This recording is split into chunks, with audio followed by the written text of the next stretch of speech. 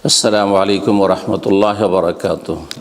إن الحمد لله نحمده ونستعينه ونستغفره ونعوذ بالله من شرور أنفسنا ومن سيئات أعمالنا.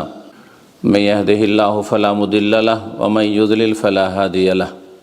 وأشهد أن لا إله إلا الله وحده لا شريك له وأشهد أن محمدا عبده ورسوله صلى الله تعالى عليه وعلى آله وصحبه وسلم تسليما كثيرا.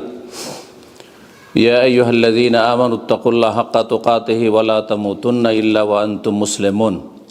يا أيها الناس اتقوا ربكم الذي خلقكم من نفس واحدة وخلق منها زوجها وبث منهما رجالا كثيرا ونساء واتقوا الله الذي تساءلون به والأرحام إن الله كان عليكم رقيبا.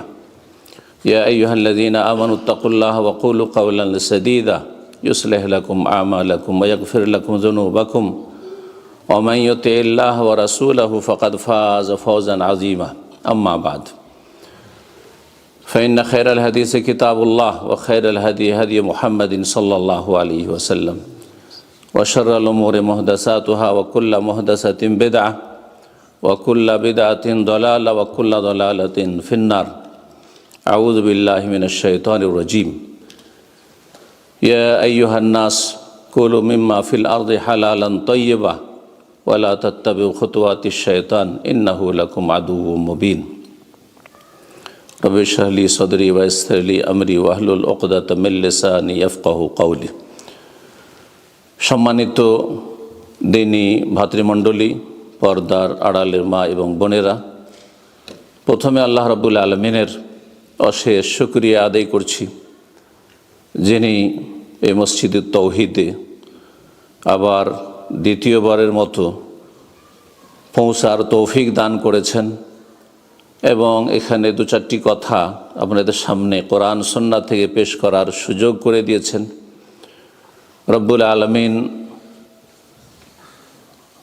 অসংখ্য নিয়ামত, বরং সমস্ত নিয়ামত তার পক্ষ থেকে, তার সবচেয়ে বড় নিয়ামত তৌহিদ নিয়ে, সুন্নাহ নিয়ে আপনারা যেমন এখানে জীবনযাপনের সর্বাত্মক চেষ্টা করে যাচ্ছেন, সেই তৌহিদ সুন্নতের দাওয়াতের একটি সুযোগ পাওয়া, এটি বিশেষভাবে আল্লাহ রাব্বুল আলামিনের খাস অনুগ্রহ, রহমত।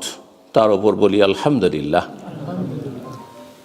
আল্লাহ রাব্বুল আলামিন যেন আমাদেরকে কোরআন সুন্নাহ ভিত্তিক, দলিল ভিত্তিক, তৌহিদ সুন্নাহ ভিত্তিক ইলম অর্জনের তৌফিক দান করেন, আমল করার তৌফিক দান করেন এবং সেই দিকেই মানুষকে দাওয়াত দেওয়ার তৌফিক দান করেন। এখানকার পরিবেশ আপনাদের জানে আছে, গোটা বছরই ঠান্ডা, যেটা আমার জন্য একেবারে নতুন যেন, কারণ এখন সৌদি আরবে প্রচণ্ড গরম, আর হঠাৎ করে এসে দুটো তিনটে দিনের মধ্যেই অবস্থার একটা পরিবর্তন শারীরিক, যার ফলে আওয়াজ যতটা স্বাদ দেবে ততটা আপনাদের কাছে দিলের কথা পৌঁছাবার চেষ্টা করব। আল্লাহ রাব্বুল আলামিন যেন এই জবানে বরকত দান করেন এবং এই কণ্ঠে বরকত দান করেন। সুস্থতার সাথে আল্লাহ রাব্বুল আলামিন আমাদেরকে সবাইকে যে যেখানে থাকি আল্লাহ রাখেন এবং আল্লাহ রাব্বুল আলামিন আমাদের জন্য উপকারী জ্ঞানের রাস্তা যেন খুলে দেন এবং সেসব কথা যাতে করে আমরা আমলে নিয়ে আসতে পারি এবং আপনাদের সকলকেই সেই দিকে আহ্বান করতে পারি। আল্লাহ রাব্বুল আমাকেও তৌফিক দান করেন এবং আপনাদেরকেও আল্লাহ রাব্বুল আলামিন ঈমানি ইসলামী জীবনযাপনের তৌফিক দান করেন। ছেলে মেয়েদের ঈমানি ইসলামী প্রতিপালন, তরবিয়তের আল্লাহ রাব্বুল আলামিন তৌফিক দান করেন এবং প্রতিকূল অবস্থায় বিভিন্ন বাধার সম্মুখীন হয়ে আল্লাহ রাব্বুল আলামিন যদি সহজ করেন সেটি সহজ। রাসূলুল্লাহ সাল্লাল্লাহু আলাইহি ওয়াসাল্লাম ইন্নাহু লা ইয়াসিরুন আলা মান ইয়াসসারাহুল্লাহ, আল্লাহ যদি সহজ করেন তো সেটা সহজ, যদিও পরিস্থিতি কঠিন হোক না কেন। কিন্তু অনুকূল অবস্থায় থেকে, অর্থাৎ ভালো ইসলামী সমাজে, মুসলিম সমাজে, মুসলিম বিশ্বে থেকেও যদি মানুষের ইখলাস না থাকে ঈমান ইসলামকে রক্ষা করার জন্য এবং সে অনুযায়ী কর্মতৎপর না হয়, মানুষ মুজাহাদা যদি না করে, তাহলে আল্লাহ তার জন্য কঠিন করে দেবেন। কঠিন করে দেবেন। কিন্তু আপনি প্রতিকূল অবস্থায় থেকেও যদি ইখলাসের সাথে চেষ্টা করেন তো আল্লাহ রাব্বুল আলামিন লা ইয়াসিরুন আলা মান ইয়াসসারাহুল্লাহ, সহজ হয়ে যাবে ওদের জন্য যাদের জন্য আল্লাহ সহজ করেছেন। সহজ কখন করবেন? যখন আপনি সেই পথে মুজাহাদা করবেন। ওয়াল্লাযীনা জাহাদু ফীনা লানাহদিয়ান্নাহুম সুবুলানা, যারা আমার পথে সর্বাত্মক প্রচেষ্টা করে, মুজাহাদা নফসের সাথে জিহাদ করবে, সর্বাত্মক প্রচেষ্টা চালাবে, ব্যক্তি জীবনে প্রচেষ্টা চালাবে, পারিবারিকভাবে প্রচেষ্টা চালাবে, ছেলে মেয়েদের ক্ষেত্রে তালিম তরবিয়তের ক্ষেত্রে সর্বাত্মক প্রচেষ্টা চালাবে, আল্লাহ সহজ করে দেবেন। আল্লাহ যেন আপনাদের আমাদের সকলে যেন সহজ করে দেন। ঈমানের অবস্থায় রাখেন, তৌহিদ সুন্নাহ নিয়ে আল্লাহ রাব্বুল আলামিন জীবনযাপনের তৌফিক দান করেন এবং সেদিকে আহ্বানের তৌফিক দান করেন। শুকরিয়া আদায় করি তারপরে মসজিদ তৌহিদের যেসব দায়িত্বশীল ভাই বোনেরা রয়েছেন তাদের, আল্লাহ তাদের জাযায়ে খায়ের দান করেন এই সুযোগ দেওয়ার জন্য এবং এখানে একটি সুন্দর পরিবেশ তৈরি করার জন্য। গত 5 বছর আগে যখন এসেছিলাম তখন থেকে অনেক ভিন্ন অবস্থা দেখছি, আলহামদুলিল্লাহ অনেক উন্নতি দেখছি। এটা দেখে অত্যন্ত মনটাই শান্তি পেয়েছি এবং আল্লাহ শুকরিয়া আদায় করছি, ভাই বোনদের শুকরিয়া আদায় করছি এবং আল্লাহ রাব্বুলের কাছে দোয়া করছি আল্লাহ রাব্বুল আরও বেশি বেশি যেন তৌফিক দান করেন এবং এর ওপর ভূমিতে আল্লাহ রাব্বুল আলামিন এটিকে ইসলামের একটি প্রাণ কেন্দ্র হিসাবে আল্লাহ যেন কবুল করেন। কোরআন সুন্নাহর দাওয়া, সালাফে সালেহিনের দাওয়া, মানহাজে সালাফের দাওয়া, সালাফি দাওয়াতের জন্য আল্লাহ রাব্বুল এই প্রতিষ্ঠানটিকে, এই কমপ্লেক্সটিকে আল্লাহ রাব্বুল যেন কবুল করেন। যেমনটা শুনলেন যে আমাদের আজকের বিষয়বস্তু হচ্ছে হালাল রিজক বা হালাল উপার্জন সম্পর্কে। ধন সম্পদ আল্লাহ রাব্বুল আলামিনের, আমাদের হাতে আল্লাহ রাব্বুল আলামিন আমানত রেখেছেন। কোরআনে কারিমে আল্লাহ রাব্বুল ইরশাদ করেছেন ওয়া আতুহুম মিন মালিল্লাহিল্লাযী আতাকুম, সূরা নূরে আল্লাহ ইরশাদ করেছেন তোমরা দাও অন্যদেরকে, যারা অভাবী তাদেরকে, যাদের ক্ষেত্রে তোমাদের দায়িত্ব রয়েছে তাদেরকে। এক শ্রেণীর মানুষ আছে তাদের ভরণ পোষণের দায়িত্ব রয়েছে, স্ত্রী ছেলে মেয়ে, বৃদ্ধ বাবা মা ইত্যাদি, তারাও তাতে সামিল এবং যারা অভাবী মানুষ তারাও সামিল। ওয়া আতুহুম মিন মালিল্লাহ, কার ধন সম্পদের কথা আল্লাহ বলেছেন? আপনার আমার ধন সম্পদ নেই, ধন সম্পদ হচ্ছে মালুল্লাহ, আল্লাহ সম্পদ। সেখান থেকে দাও যা তোমার কাছে আমানত রাখা হয়েছে, আল্লাযী আতাকুম, আল্লাহ যা তোমাকে দিয়ে রেখেছেন। প্রথম এই ক্ষেত্রে আমাদেরকে মনে রাখতে হবে আমাদের কাছে যা কিছু আছে অথবা আসতেছে, যা কিছু আছে আর যা আসছে প্রতিদিন, এটি আল্লাহর পক্ষ থেকে আমাদের কাছে আমানত। সুতরাং আমানত রক্ষা করা ফরজ, আমানতে খেয়ানত হারাম এবং আমানতের যথাযথ রক্ষা হচ্ছে যেইভাবে আল্লাহ রাব্বুল আলামিন সেটা নিয়ে আসতে বলেছেন, উপার্জন করতে বলেছেন, সেইভাবে উপার্জন করা। আর যেখানে আল্লাহ রাব্বুল আলামিন ব্যয় করাকে পছন্দ করেছেন, অনুমতি দিয়েছেন, সেখানে খরচ করা।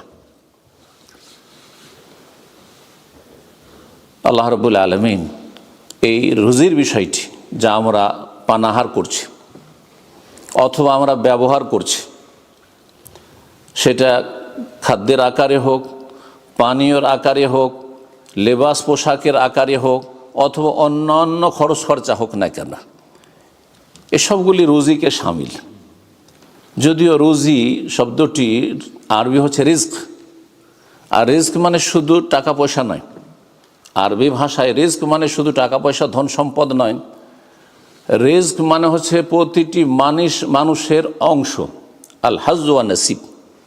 আরবি অভিধানে বলা হয়েছে রিজক বলা হয় প্রত্যেক মানুষের ভাগ্যে আল্লাহ যা জুটিয়েছেন, সেটা টাকা পয়সা ধন সম্পদ হতে পারে, সেটা আপনার আয়ু হতে পারে, আপনার সুস্থতা হতে পারে, আপনার পরিবার ছেলে মেয়ে হতে পারে, আপনার মালিকানাধীন বা আপনার কাছে যে নিয়ামতগুলি আছে সেগুলি সব, আপনার হায়াত, সবগুলি রিজক। কিন্তু আমরা আমাদের ভাষায় সাধারণত রিস্ক শব্দটি ব্যবহার করি, যা আমরা খাই, যা আমরা পান করি, যা আমরা ব্যবহার করি, লেবাস পোশাক খরচ খরচা যা কিছু করি, যা কিছু আসছে ধন সম্পদের ক্ষেত্রে, এক কথায় এই রিস্ক হইতে হবে হালাল। এত গুরুত্বপূর্ণ এই বিষয়টি যে আল্লাহ রাব্বুল আলামিন মানুষকে 3 স্তরে ভাগ করেছেন। এক হচ্ছে সমস্ত মানুষ, যাতে মুসলিম অমুসলিম সবাই শামিল। কোরআনে কারিমের কিছু আয়াত রয়েছে যেগুলিতে আল্লাহ রাব্বুল আলামিন সম্বোধন করেছেন সমস্ত মানব সকলকে। ইয়া আইয়ুহান নাস, যে আয়াতটি আমি পাঠ করেছি আজকে সূরা বাকারা থেকে, সেটিতে আল্লাহ সমস্ত মানুষকে সম্বোধন করেছেন, হে মানব সকল। আর একটি সম্বোধন কোরআনে কারিমের ভাষায় রয়েছে বিশেষভাবে আল্লাহর অনগত বান্দা মুমিন মুমিনাতকে, ইয়া আইয়ুহাল্লাযীনা আমানু, হে মুমিন সকল, হে ঈমানদারগণ, হে মুসলিমরা, এভাবে আল্লাহ সম্বোধন করেছেন। তৃতীয় আর একটি সম্বোধন আছে, এই দুটো তো অনেকেই শুনেছেন জানেন বা অনেকের খেয়ালে আছে, কিন্তু তৃতীয় আর একটি সম্বোধন আছে, বিশেষভাবে বিশিষ্ট ব্যক্তিজনকে আল্লাহ রাব্বুল সম্বোধন করেছেন। তা হচ্ছে ইয়া আইয়ুহা রাসূল, হে নবীগণ, হে রসুলগণ। রুজির বিষয়টিতে হালাল খেতে হবে, হারাম বর্জন করতে হবে।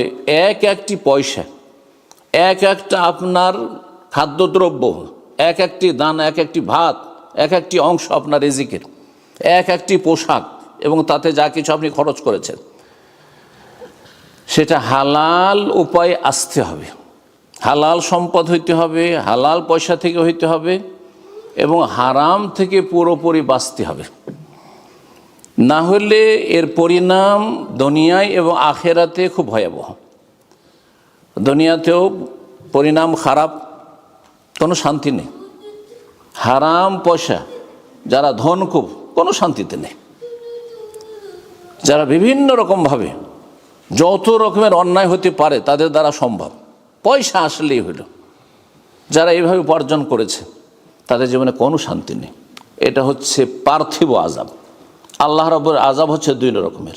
একটা হচ্ছে নগদ আযাব, অনেকেই আছেন হয়তো পরকাল বলে ভয় নেই, কারণ পরকালের সামনে শয়তান একটা যেন প্রাচীর তৈরি করে দিয়েছে, একটা এমন একটা পর্দা লাগিয়ে দিয়েছে যে এই পর্দার আড়ালে পরকাল আখেরাতকে দেখতে পাই না বা দেখার মতো করে বিশ্বাস করি না। পরম্পরা বিশ্বাস করি, জাতিতে মুসলিম, সুতরাং আখেরাত বিশ্বাস করি, জান্নাত বিশ্বাস করি, জাহান্নাম বিশ্বাস করি, কিন্তু সেই অনুযায়ী কাজ করি না। তার মানেই কি? আপনি তো বিশ্বাসের দাবি করছেন যে পরকালের আযাব সাজা শাস্তিতে বিশ্বাসী, পরকালের নিয়ামতে বিশ্বাসী, আল্লাহর কাছে তার প্রতিদান রয়েছে, ভালো মন্দের প্রতিদান রয়েছে, এতে বিশ্বাসী, যাজাই বিশ্বাসী। তাহলে সেই অনুযায়ী আমাদের জীবনযাপন কেন নয়? কেন যেই সব কাজের ওপর, যেই সব পাপের ওপর, যেই সব অন্যায়ের ওপর আল্লাহর আযাব নির্ধারিত রয়েছে কোরআন সুন্নাহয়, সেগুলি সম্পর্কে আমরা সচেতন কেন নয়? এবং যেসব আল্লাহ রাব্বুল মহান পুরস্কারের কথা রয়েছে, নিয়ামতের কথা রয়েছে, সেসব বিষয়ের ক্ষেত্রে আমরা কেন কর্মতৎপর নয় যে সেটা হাসিল করতেই হবে, আল্লাহর কাছ থেকে নিতেই হবে? কারণটা হচ্ছে আমরা কিন্তু অস্বীকার করি না। আমাদের মুসলিম সমাজের দুর্বল ইমানেও যারা আছে পরকালকে অবিশ্বাস করে না, পরকাল সম্পর্কে সন্দিহান নয়, আছে কিছু আছে, তারা ইমানের গণ্ডির বাইরে চলে গেছে। কিন্তু যারা ইমানের মধ্যে রয়েছেন, ইসলামের মধ্যে রয়েছেন, এসব বিশ্বাস করা সত্ত্বেও আপনি পরকালের শাস্তি থেকে বাঁচার চেষ্টা করছেন না, পরকালের পাকড়াও থেকে বাঁচার চেষ্টা করছেন না, এবং পরকালে মহাপুরস্কার রয়েছে, অন্যরা এগিয়ে চলে যাচ্ছে সেসব পুরস্কার হাসিলের জন্য, তার জন্য আপনি কেন চেষ্টা করছেন না, কম্পিটিশন করছেন না? এক কথায় শয়তান এমনভাবে একটা আড় তৈরি করে দিয়েছে যে পরকাল বিশ্বাস আছে কিন্তু না দেখার মতো, না বিশ্বাসের মতো, নামকে অস্তে বিশ্বাস করি, কাজে কোনো রকমের তার প্রমাণ পাওয়া যায় না। তো আল্লাহ রাব্বুল আলামিন এই রিজিকের বিষয়টিকে এত গুরুত্ব দিয়েছেন কোরআনে কারিমে। কোরআনে কারিমে রাসূলুল্লাহ সাল্লাল্লাহু আলাইহি ওয়াসাল্লাম হাদিসের কথা পরে আসছি আমি, যে আল্লাহ রাব্বুল আলামিন এই 3 স্তরের মানুষ, আম্বিয়া রসুলগণ মানুষ, সবচেয়ে শ্রেষ্ঠ মানুষ এবং আপন যুগের সবচেয়ে শ্রেষ্ঠ মানুষ, তাদের চাইতে শ্রেষ্ঠ মানুষ কেউ হইতেন না। তাদেরকে আল্লাহ সম্বোধন করেছে হালাল রুজি গ্রহণের তাগিদের ক্ষেত্রে। এবং তারপরে ভালো আমল করুন, তাহলে আমলগুলি কাজে আসবে। মুমিনদেরকে আল্লাহ সতর্ক সাবধান করেছেন, সম্বোধন করেছেন যে হালাল খাও, তাহলেই শুকরিয়া আদায় হবে। আর শুকরিয়া আদায় হলেই নিয়ামত টিকে থাকবে, না হলে নিয়ামত নষ্ট হয়ে যাবে। শুকরিয়া আদায় করলে নিয়ামত স্থায়ী হয়, আর শুকরিয়া আদায় না করলে নিয়ামত অস্থায়ী, ক্ষণস্থায়ী। আজকে আছে, কালকে নেই, সকালে আছে, বিকালে নেই। কল্পনাই করতে পারেন না যে এরা আকাশ থেকে যেন এমনভাবে আছাড় খেয়ে পড়লো ধস নামার মতো হঠাৎ করে। মানুষ কল্পনা করতে পারে না যে এরা এত সুখের জীবন কোথায় কোথায় চলে গেল তাদের জীবনগুলি। এটা হচ্ছে শুকরিয়া আদায় না করার ভয়াবহ পরিণাম। আর হালাল রুজি ভক্ষণ করা মানে শুকরিয়া আদায় করা। হারাম যদি আপনি হারামের সংমিশ্রণ ঘটান, হালালও খাচ্ছেন হারামও খাচ্ছেন। অধিকাংশ মুসলিমদের অবস্থা যে হালালও খায় হারামও খায়। এটা তো অমুসলিমেরা অনেকে, কিছু হালাল উপার্জন আছে, তারা বৈধ, মেহনত পরিশ্রম করছে, শ্রম দিচ্ছে, আর তারপরে আয় ইনকাম করছে। আর কিছু আছে অবৈধ, শুধু পার্থক্য হচ্ছে কম আর বেশি, কারো রুজি হারাম বেশি, কারো হালাল বেশি, এই পার্থক্য। তো এইরকম যদি আমাদেরও জীবনযাপনটা হয়, আমাদের রুজির অবস্থা হয়, তাহলে তো পার্থক্য কোথায় থাকলো। কোরআনের এই 3টি আয়াতের কথা বলি। আল্লাহ রাব্বুল আলামিন ইরশাদ করেছে, ইয়া আইয়ুহান নাস, হে মানব সকল, কুলু মিম্মা ফিল আরদে হালালান তাইয়্যিবা। সমস্ত মানুষকে আল্লাহ রাব্বুল আলামিন, যত ধর্ম অবলম্বী রয়েছে, মুসলিম অমুসলিম, বিশ্বাসী অবিশ্বাসী, আস্তিক নাস্তিক, সবাইকে আল্লাহ রাব্বুল সম্বোধন করেছে ইয়া আইয়ুহান নাস, হে মানব সকল। আদম থেকে শুরু করে কিয়ামত পর্যন্ত যত মানুষ, সবাইকে এই সম্বোধন করা হয়েছে। কুলু মিম্মা ফিল আরদ, তোমরা খাও, ভক্ষণ করো। মিম্মা ফিল আরদ, পৃথিবীতে যা কিছু আছে তা হতে। পৃথিবী থেকে আমাদেরকে খেতে হবে, রুজির তলা সেখানেই করতে হবে। মিম্মা ফিল আরদ হালালান তাইয়্যিবা, তাগিদ। শুধু হালাল বলে যথেষ্ট ছিল, হালাল খাও। যেমন আমরা বলছি ভাই হালাল খাবেন, হারাম খাবেন না। আল্লাহ বলছে হালালান তাইয়্যিবান, হালাল বৈধ খাও এবং পাক পবিত্র খাও। তাহলে হালালের বিপরীত হচ্ছে হারাম, হারাম খাবে না। তাইয়্যিবাতের বিপরীত হচ্ছে খাবাইস। সূরা আরাফে আল্লাহ রাব্বুল আলামিন নবী মুহাম্মদ সাল্লাল্লাহু আলাইহি সাল্লামের প্রেরণ, তাকে কেন আল্লাহ পাঠালেন নবী করে, এবং তার মিশনটা কি, তার দাওয়াত কি, তাকে কি জন্য আল্লাহ, কি কাজে আল্লাহ পাঠিয়েছেন, এই মর্মে আল্লাহ রাব্বুল বলছেন ইউহিল্লু লাহুমুত তাইয়্যিবাত ওয়া ইউহাররিমু আলাইহিমুল খাবায়েস। তাদের জন্য, মানব জাতির জন্য পাক পবিত্র তাইয়্যিবাতগুলিকে, যেগুলি তাদের জন্য পাক পবিত্র, যেটা হালাল বৈধ সেটা পাক, যেটা হারাম সেটা হচ্ছে খবিস, নোংরা, যেটা মানুষের ঈমানের ক্ষতি করে, পরকালের ক্ষতি করে, অথবা শরীর স্বাস্থ্যের ক্ষতি করে, পরিবারের ক্ষতি করে, ছেলে মেয়েদের ক্ষতি করে, পরিণামকে ধ্বংস করে, ভবিষ্যৎকে ধ্বংস করে, সেগুলি হচ্ছে খাবাইস। আশা করি আমার কথাগুলি বোঝার চেষ্টা করবে। কিছু কিছু জিনিস আছে হয়তো বাহ্যিক তো খবিস মনে হয় না, ভালো তো, টাকা পয়সা কিন্তু বিভিন্ন হারাম পন্থাতে উপার্জন করছেন। একজন হালাল রোজগার করছে, আপনি হারাম। দেখতেও টাকা পয়সাতে একই রকম দুটো, কিন্তু একজনেরটা হচ্ছে তাইয়্যিবা, তার একজনেরটা খাবাইস। কী করে আপনি পার্থক্য করবেন? কারণ তাতে ওই যে হারাম খাচ্ছেন, হারাম উপার্জন করলেন আপনি, ইনকাম সোর্স হচ্ছে আপনার হারাম, সুতরাং আপনি আপনার পরকালকে ধ্বংস করলেন, আপনার ইবাদত বন্দেগী ধ্বংস করলেন। আপনি আপনার জীবনে শরীরে যে সুস্থতা থাকতো, বরকত থাকতো, আপনার স্ত্রী ছেলে মেয়ে যে ভালো হইতো, এবং তারা যে নেক জীবন যাপন করতো, তাদের জীবনে আল্লাহর পক্ষ থেকে আসমান জমিন থেকে বরকতের রাস্তা খুলে দেওয়া হইতো, সেসবগুলি বন্ধ করে দিন আপনি এই খাবাইস, হারাম খাওয়ার কারণে। এই জন্য বললাম যে খাবাইস সেগুলি, যেগুলি অনেক জিনিস আছে, যেমন মনে হচ্ছে আমার হালাল পয়সা দিয়ে কিনে খাচ্ছি, ধূমপান করছেন, জর্দা খাচ্ছেন, তামাক জাতীয় জিনিস ব্যবহার করছেন, আমি হালাল পয়সা দিয়ে, আমি হালাল রোজগার করছি, যেই পয়সা দিয়ে আমি এগুলো কিনেছি সেই পয়সাটা তো হালাল। কিন্তু আপনি যেটা খাচ্ছেন বা যেটা আপনি পান করছেন সেটা হচ্ছে খাবায়েস। কেন? এটা আপনার শরীর স্বাস্থ্যকে ধ্বংস করছে ধীরে ধীরে মন্থর গতিতে। আপনার পাশে যারা বসবাস করে, আপনার স্ত্রী সবসময় কাছাকাছি থাকে, আপনার কচি কাচাগুলি সবসময় আপনার চারপাশে ঘোরাফেরা করে, তাদের শরীর স্বাস্থ্যকে ধ্বংস করছে। হ্যাঁ হ্যাঁ, সমাজকে দুর্গন্ধযুক্ত করছে, আবহাওয়াকে দূষিত করছে, আর বিভিন্ন রকমের যে ক্ষতি, ভয়াবহ ক্ষতির দিক রয়েছে। আর আখিরাত তো খারাপ হচ্ছে। এই হারাম খাওয়ার কারণে হয়তো আপনার দোয়া তো কবুল হচ্ছে না, যে বিষয়গুলো ইনশাআল্লাহ তাআলা আমি আলোচনায় সামনের দিকে হাদিসের আলোকে উল্লেখ করব। চিন্তা করুন তাহলে আপনি। আল্লাহ বলছেন কুলু মিম্মা ফিল আরদি হালালান, হালাল এবং পাক পবিত্র তোমরা খাওয়া দাওয়া করো। আর ওয়ালা তাত্তাবিউ খুতুওয়াতিশ শায়তান, শয়তানের পদাঙ্ক অনুসরণ করিও না, মানে শয়তানের ধাপ রাখিও না। শয়তান যেই পথের পথিক সেই পথে চলিও না। পাশাপাশি দুটো কথা বলা হয়, আপনি একটু চিন্তা করে দেখুন। কোরআন, এটাকে তাদাব্বুরে কোরআন বলা হয়। কোরআন নিয়ে একটু গভীরভাবে চিন্তা করে দেখেন। হালাল পাক পবিত্র খাও, শয়তানের পদাঙ্ক অনুসরণ করিও না। তার মানে যদি হালাল না খাও, হারাম খাও, তৈয়বাত না খেয়ে যদি খাবাইস নোংরা জিনিস খাও, মদ পান করো, শুকুরের গোস্ত খাও, অথবা মদ আর শুকুর যেখানে আপনার পরিবেশন করা হয় সেখানে আপনি সেবা দিয়ে, শ্রম দিয়ে যদি উপার্জন করেন, তাহলে আপনি কি করলেন? শয়তানের পদাঙ্ক অনুসরণ করলেন।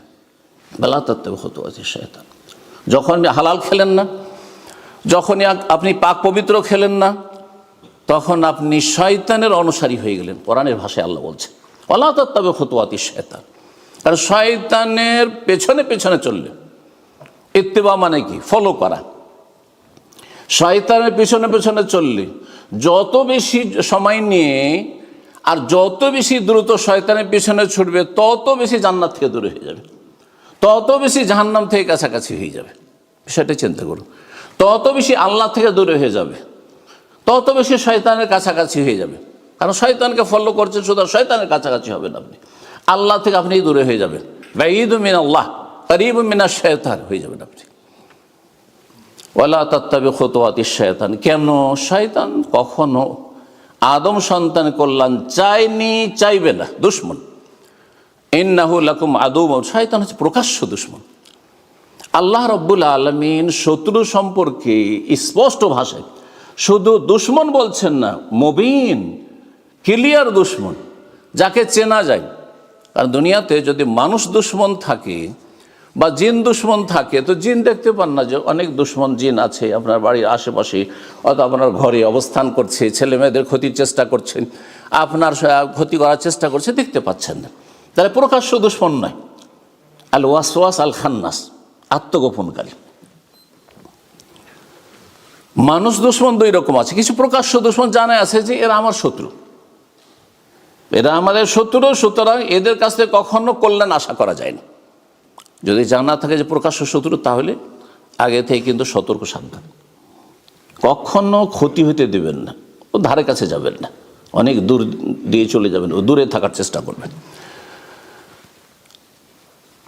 আর যদি এমন মানুষ শত্রু হয় যাকে আপনি দোস্ত মনে করছেন, যাকে আপনি প্রিয়জন মনে করছেন যে ভালো মানুষেরা, অথবা এদের সম্পর্কে জানা, ভালো মন্দ কোনোটাই জানা নেই, স্বাভাবিক রাস্তাঘাটে চলাফেরা করছেন, এক মানুষ রাস্তা পথে আপনার পাশ দিয়ে ক্রস করছে, ভালো যাচ্ছে মন্দও যাচ্ছে, কিন্তু আসল হচ্ছে যে সে আমার ক্ষতি করবে না, আমি তার ক্ষতি করবো না, সে তার কাজে যাচ্ছে, আমি তার কাজে যাচ্ছি, জানা নেই যে এ শত্রুতা করে দেবে।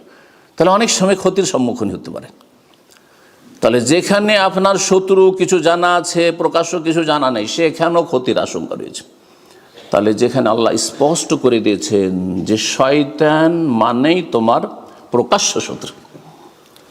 মানুষের মধ্যে যে দুই ভাগ আছে, কিছু তোমার দোস্ত আছে, কিছু দুশমন আছে, শয়তানে এমন ভাগ নেই কিন্তু। ইন্নাহু লাকুম আদুউম মুবিন। সুতরাং শয়তানের কখনো অনুসরণ করিয়েন না। আল্লাহ রাব্বুল আলামিন সূরা বাকারার এই আয়াতটি ছিল 168, 172 আল্লাহ বলছেন মুমিনদেরকে সম্বোধন করে, আমরা আপনারা মুমিন মুমিনাত, ইয়া আইয়ুহাল্লাযীনা আমানু, হে ঈমানদারগণ, কুলু মিন তাইয়্যিবাতি মা রাযাকনাকুম, তোমরা খাও। একই কথা, সেখানে কুলু বলা হয়েছে সমস্ত মানব সকলকে, এখানে কুলু, খাও, তোমরা আহার গ্রহণ করো। মিন তাইয়্যিবাতি মা রাযাকনাকুম, যে রিজিক পৃথিবীতে দিয়েছি, যে অংশটুকু দিয়েছি তার থেকে তাইয়্যিবাতগুলি, পাক পবিত্রগুলি। খাবায়েস খাবে না, নোংরা খাবে না, হারাম ভক্ষণ করবেন না। তারপরে ওয়াশকুরুলিল্লাহ, তারপরে আল্লাহর শুকরিয়া আদায় করো। তাহলে বোঝা যাচ্ছে যে শুকরিয়া আল্লাহর কাছে গ্রহণযোগ্য হওয়ার জন্য শর্ত হচ্ছে যে পাক পবিত্র খেতে হবে। যদি আপনার ইনকাম সোর্স হারাম হয় আর আপনি খুব 5 ওয়াক্ত নামাজ পড়ছেন, আপনি মসজিদের খেদমত করছেন, আপনি মাশাআল্লাহ আপনার বৃদ্ধ বাবা মাকে দেখাশোনা করছেন, আপনার পরিবারের জন্য আপনি কঠোর পরিশ্রম করে কচি কাচাদেরকে কষ্ট করে মানুষ করছেন আপনি, আর আপনি অনেক দান সাদকা করছেন, অনেক ভাইরা আছেন প্রতি বছর কয়েকটা করে উমরা করছেন, হজও করছেন, মাশাআল্লাহ। এগুলি সব আল্লাহর শুকরিয়া। আল্লাহর শুকরিয়া আদায় করতে হয় অন্তর দিয়ে, আল্লাহর শুকরিয়া আদায় করতে হয় জবান দিয়ে, আল্লাহর শুকরিয়া আদায় করতে হয় আমলের মধ্যে অঙ্গ প্রত্যঙ্গ দিয়ে। তো সমস্ত আমলগুলি, নেক আমল হচ্ছে আল্লাহর শুকরিয়া, আল্লাহর শুকরিয়া আদায়ের জন্য। এই যে শুকরিয়া আদায় করছি আমরা, এই শুকরিয়া কখন আল্লাহর কাছে মকবুল হবে? যখন মিন তাইয়্যিবাতি মা রাযাকনাকুম, পাক পবিত্র রিজিক ভক্ষণ করবে। ইন কুনতুম ইয়াহু তা'বুদুন, যদি সত্যিকারে তোমরা আল্লাহর বান্দা হয়ে থাকো। সুবহানাল্লাহ। আরও তাকিদ, যদি আপনি, আপনার ছেলেরা বড় হয়েছে আর তারপরে কোনো বিষয় আপনি উপদেশ দেওয়ার জন্য বা তাগিদ করার জন্য বলছেন, তুমি যদি আমার সন্তান হয়ে থাকো তাহলে তুমি এইভাবে চলবে, ভাষাটা দেখেন বাকভঙ্গি, সেই ভাষাতে আল্লাহ বলছেন ইন কুনতুম ইয়াহু তা'বুদুন, যদি তোমরা আল্লাহর সত্যিকার বান্দা হয়ে থাকো, ইবাদতকে স্বীকার করো যে আল্লাহ তুমি মাবুদ আর আমরা তোমার বান্দা, এটা যদি সত্যিকারের তোমার অন্তরে থাকে তাহলে কি করবে? হালাল খাবে, আল্লাহর শুকরিয়া আদায় করবে, তাহলে তুমি সফলতা লাভ করবে। আল্লাহ রাব্বুল বুঝার তৌফিক দান করুন। তৃতীয় আয়াত, আল্লাহ রাব্বুল আলামিন ইরশাদ করছেন সে আয়াতে, সূরা মুমিন আয়াত নম্বর 51, ইয়া আইয়ুহার রাসূল, হে রাসূলগণ, কুলু মিনাত তাইয়্যিবাত, তাদেরকে আল্লাহ ছাড়েননি যে রাসূল আগের পরে তোমাদের সব ভুল ত্রুটি মাফ, সুতরাং যা ইচ্ছা তাই করো, না না। আল্লাহ বলছেন কুলু মিনাত তাইয়্যিবাত, তোমরা পাক পবিত্র খাও, হালাল খাও। দেখেন মুমিন মুসলিমকে আল্লাহ বলছেন কুলু মিন তাইয়্যিবাতি মা রাযাকনাকুম, আর রাসূলদেরকে আল্লাহ বলছেন কুলু মিনাত তাইয়্যিবাত, পাক পবিত্র তোমরা ভক্ষণ করো। তারাও দিনের বিধিবিধান পালনের ঊর্ধ্বে ছিলেন না, অর্থাৎ যেমন আমার আপনার জন্য 5 ওয়াক্ত সালাত ফরজ, ঠিক না? রমজান মাসের সিয়াম ফরজ, যাকাত পয়সা থাকলে, নেশাব থাকলে ফরজ, হজ জীবনে একবার ফরজ যদি পয়সা থেকে আল্লাহর ঘর পর্যন্ত পৌঁছান, হালাল ভক্ষণ করা ফরজ, হারাম থেকে বেঁচে থাকা ফরজ, পাপগুলি পাপ আমাদের জন্য হারাম, এবং নেকির কাজ যেগুলি ওয়াজিব সেগুলি ওয়াজিব, ফরজ ফরজ, সুন্নাত সুন্নাত। ঠিক তেমনই নবী রাসূলের ক্ষেত্রে একই রকমের বিধান প্রযোজ্য, কোনো ব্যতিক্রম নেই। এই বিষয়টিতে একটি আকীদার বিষয় আপনাদেরকে একটু সচেতন করি।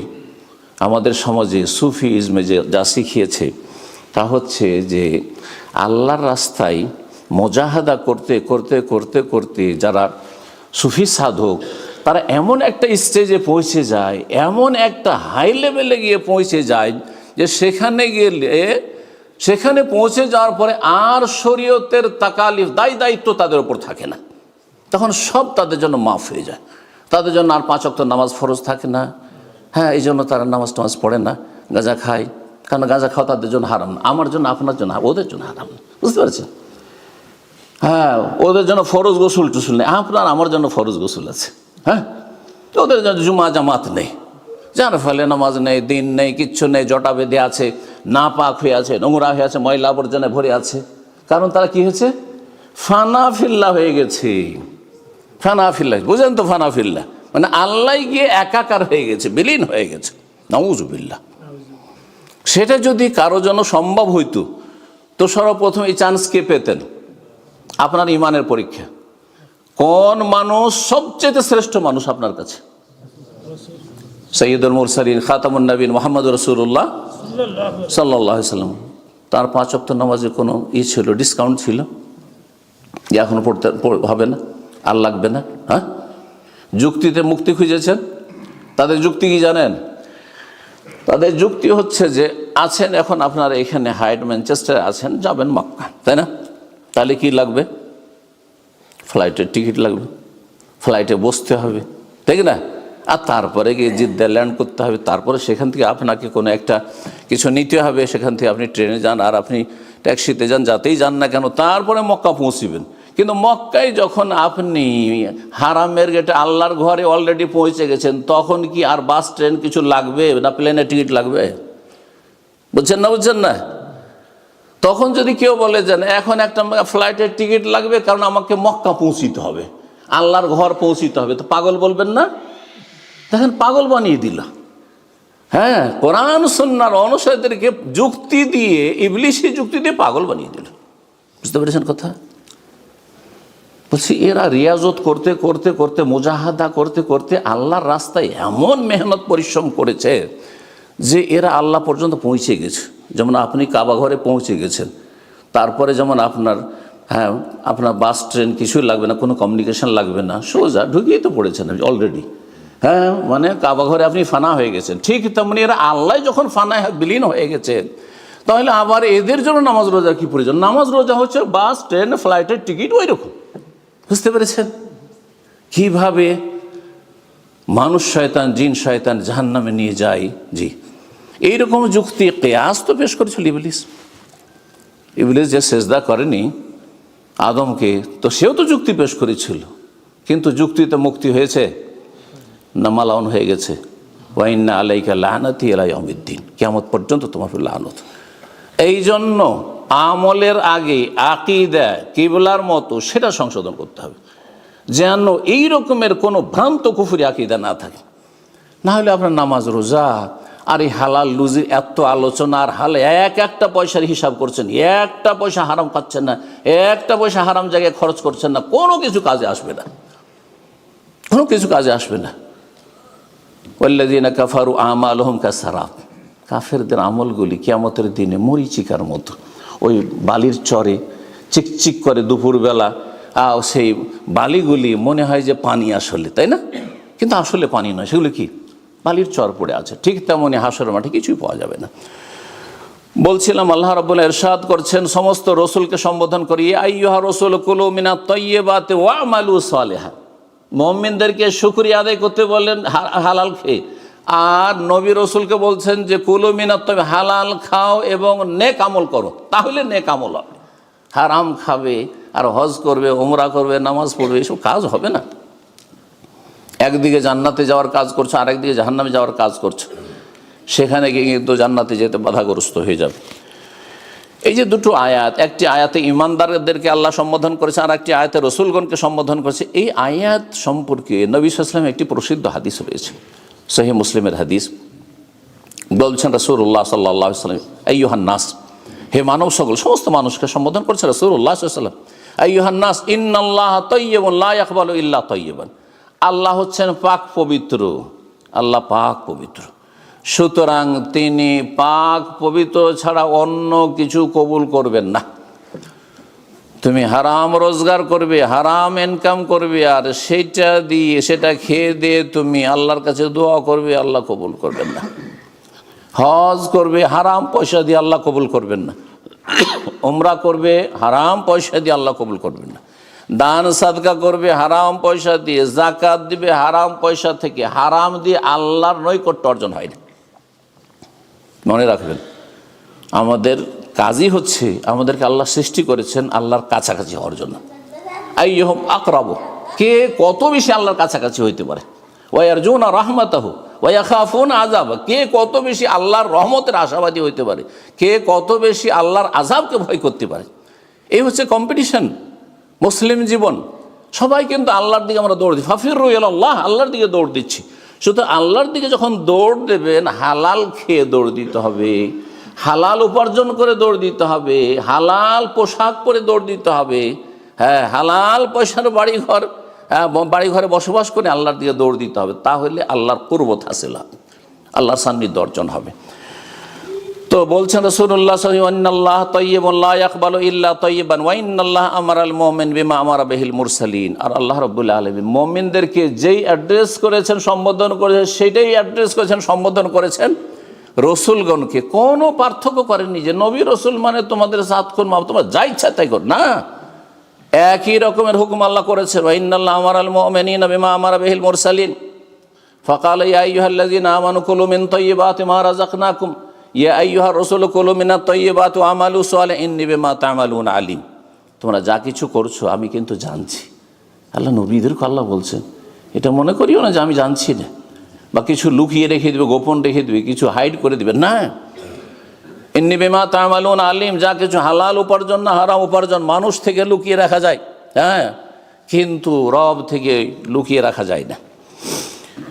সুতরাং তারপরে রাসূলুল্লাহ সাল্লাল্লাহু আলাইহি ওয়াসাল্লাম বলছে সুম্মা যাকারা রাজুলা, একজন মানুষের একটি দৃষ্টান্ত পেশ করছে রাসূলুল্লাহ সাল্লাল্লাহু আলাইহি ওয়াসাল্লাম।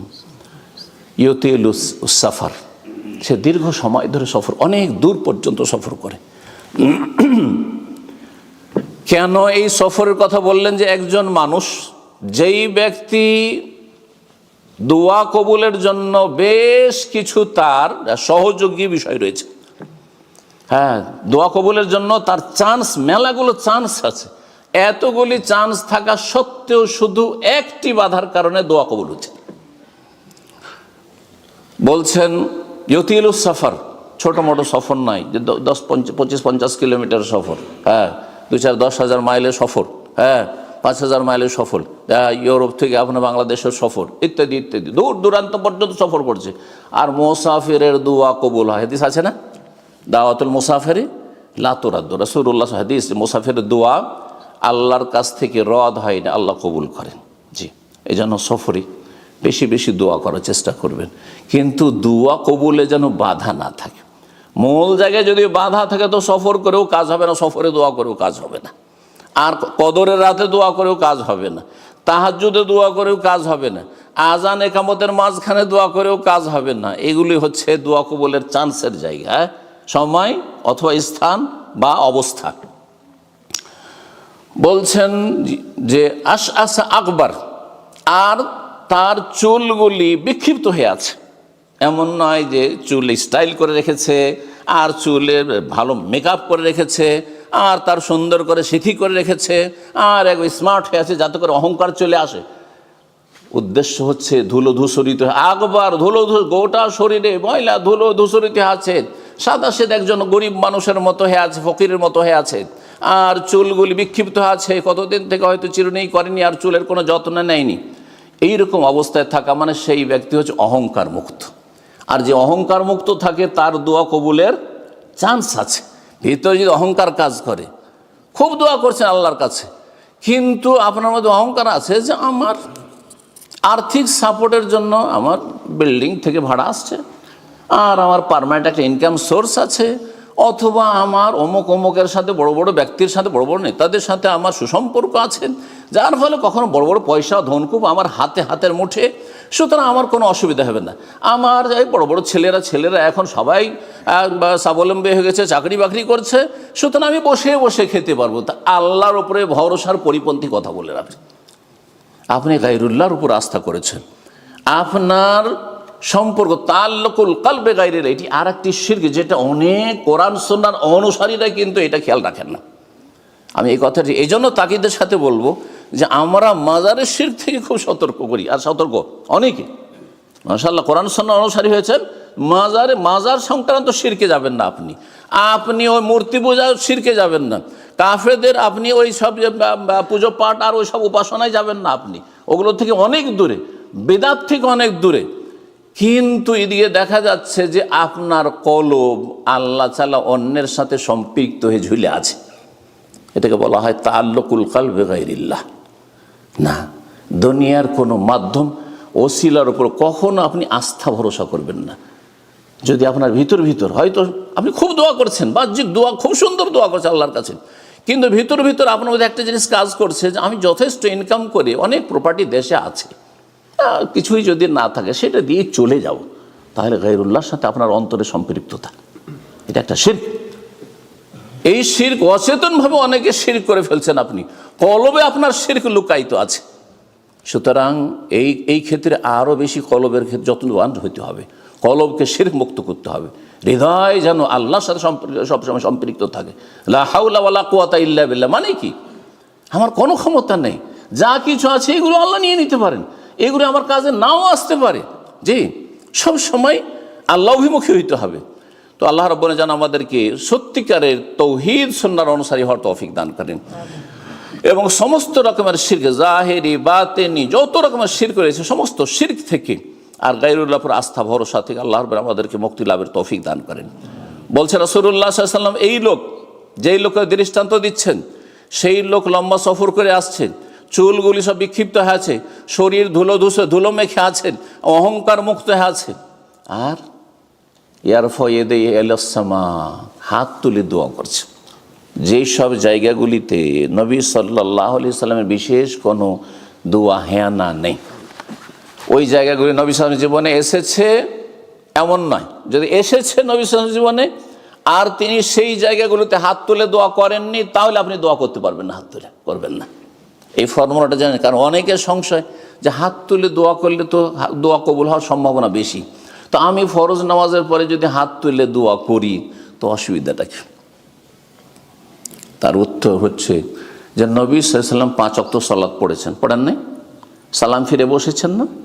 বসার পরে নবী সাল্লাল্লাহু আলাইহি ওয়াসাল্লাম কি হাত তুলে দোয়া করে সালাম ফিরার পরে, না দোয়াগুলি সালাম ফিরার আগে করেছেন? আপনাকে এই বিষয়টা বুঝতে হবে।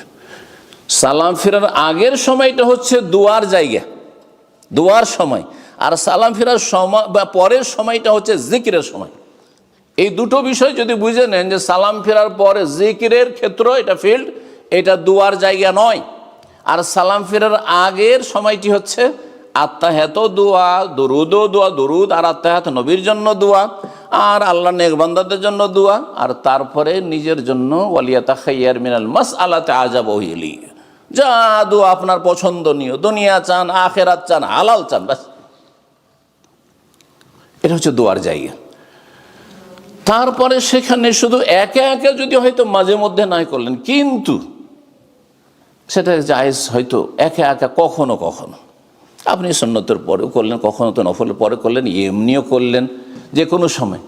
কিন্তু সেটাকে আরও বিশেষ একটা পদ্ধতি দিলেন যে আপনি একা দোয়া করবেন না, সম্মিলিত দোয়া করবে, একসাথে দোয়া। এই সম্মিলিত এর দলিল দিতে হবে, একটা সহিহ হাদিস দিতে হবে যে একসাথে দোয়া করা। যুক্তি দিয়ে জায়েজ বললে হবে না, যুক্তিতে মুক্তি খুঁজলে হবে না, না হলে বিভ্রান্ত হবেন আপনি, কোরআন সুন্নাহ থেকে দূরে সরে যাবেন। যে একবার নবী সাল্লাল্লাহু আলাইহি সাল্লাম সহিহ হাদিস দ্বারা প্রমাণিত যে তিনি দোয়া করছেন আর সাহাবীরা আমিন আমিন বলছেন ফরজ নামাজের পরে। যখন এটার প্রমাণ নেই, তাহলে এইভাবে সম্মিলিত মোনাজাত ফরজ সালাতের পরে ইমাম দোয়া করবেন আর আপনারা সবাই আমিন আমিন করবেন, অথবা নবী সাল্লাল্লাহু আলাইহি সাল্লাম এইরকম দার্স দিয়েছেন, মজলিস করেছেন, মজলিস শেষ হইল আর দেশে যে মোনাজাত শুরু হইল। নবী সাল্লাল্লাহু আলাইহি সাল্লাম জীবনে অনেক মজলিস করেছেন, মজলিসের শেষে দোয়া করছেন নবী আর সাহাবীরা আমিন আমিন বলছেন, একবার জীবনে করেছেন, প্রমাণ দিতে পারবেন? যদি না তো করবেন না, এটাই সুন্নাত। আর প্রমাণ নাই তারপরে করবেন তাহলে বিদআত। কিন্তু এমনি সময়, যে কোনো সময়, আমি সাধারণ সময় যে কোনো সময় আমি দোয়া করব, এমনিতে আমি মসজিদে বসে আছি, হাত তুলে দোয়া করব। বিনা হাত তুলে দোয়া করা তার চাইতে বেশি ভালো হচ্ছে, কবুলের চান্স হচ্ছে হাত তুলে দোয়া করা। কখনো কখনো হাত তুলে দোয়া করবেন, কারণ হাত তুলে দোয়া করলে দোয়া কবুলের চান্স বেশি। ইয়ারফাউ ইয়াদাইহি ইলাস সামা, ওই ব্যক্তি ধুলোধূসরিত মুসাফির আল্লাহর কাছে হাত তুলে দোয়া করছে, দোয়া কবুলের আর একটি চান্স। চতুর্থ চান্স হচ্ছে ইয়া রব্বি, ইয়া রব্বি, হে রব, হে রব বলে দোয়া করছে। কোরআনে যতগুলি দোয়া রয়েছে কোরআনি দোয়া অথবা নবী সাল্লাল্লাহু আলাইহি ওয়াসাল্লামের হাদিসের দোয়া দেখবেন, দুটো আল্লাহর নাম দিয়ে দোয়াগুলি রয়েছে, দুটো নাম দিয়ে। একটি হচ্ছে রব দিয়ে, রব্বি হাবলি মিনাস সালিহিন, হ্যাঁ, রব্বি ইশরাহ লি সদরি, তাই না? রব্বানা আতেনা ফিদ দুনিয়া, এক বচন নাহি বহু বচন হইল। আর না হলে আল্লাহুম্মা, আল্লাহ দিয়ে, আর না হলে আল্লাহর নাম দিয়ে দোয়া করছেন, আর না হলে রব বলে দোয়া করছেন। হাদিসের দোয়া পড়েন ইয়া খালিক, ইয়া মালিক, ইয়া রাজিক, এইভাবে দোয়া না। যদিও জায়েজ আছে আল্লাহর যে কোনো নাম দিয়ে আপনি দোয়া করেন, কিন্তু কোরআনি যে দোয়াগুলি, হাদিসের দোয়া যেগুলো দোয়ায়ে মাসুর, সেগুলিতে সবগুলিতে প্রায় অধিকাংশগুলিতে রব দিয়ে দোয়া রয়েছে, শুরু হচ্ছে। আর না হলে আল্লাহ দিয়ে শুরু হচ্ছে। আল্লাহুম্মা মানে ইয়া আল্লাহ, ইয়া আল্লাহ না বলে আল্লাহুম্মা আরবিতে করা হয়েছে। এই যে দোয়া ইয়া রব্বে ইয়া রব্বে, তাহলে বোঝা গেল যে রব রব করে যদি আল্লাহকে ডাকে তো দোয়া কবুলের চান্স বেশি রয়েছে। এই লোকের দোয়া কবুলের 4টি তার কি রয়েছে, সহযোগী বিষয় রয়েছে, তার দোয়া কবুলের চান্স এতে রয়েছে। এই 4 গুণ তার দোয়া কবুলের চান্স হওয়া সত্ত্বেও বাধা হচ্ছে একটি, সহযোগী বিষয় হচ্ছে 4টি দোয়া কবুলের সাপোর্টে, আর দোয়া কবুলে বাধা হচ্ছে একটি কি, ওয়ামাতামহু হারামুন ওয়া মালবাসহু হারামুন ওয়া মাশরাবহু হারামুন ওয়া গুযিয়া বিল হারাম, তার খাবারগুলি ছিল হারাম, যা খেত হারাম মানে উপার্জন হারাম, মাশরাবহু হারাম, যা পান করত হ্যাঁ তা হারাম, পানির বিল দিচ্ছেন হারাম পয়সা দিয়ে, হ্যাঁ, বা জুস খাচ্ছেন হারাম পয়সা, হ্যাঁ, চা খাচ্ছেন কফি খাচ্ছেন হারাম পয়সা, হারাম উপার্জনে। ওয়ামালবাসু হারাম, লিবাস পোশাক যা পরে আছে হারাম, ওয়াগুযিয়া বিল হারাম, এক কথাই তার আহারই হচ্ছে হারাম, আহার হচ্ছে হারাম।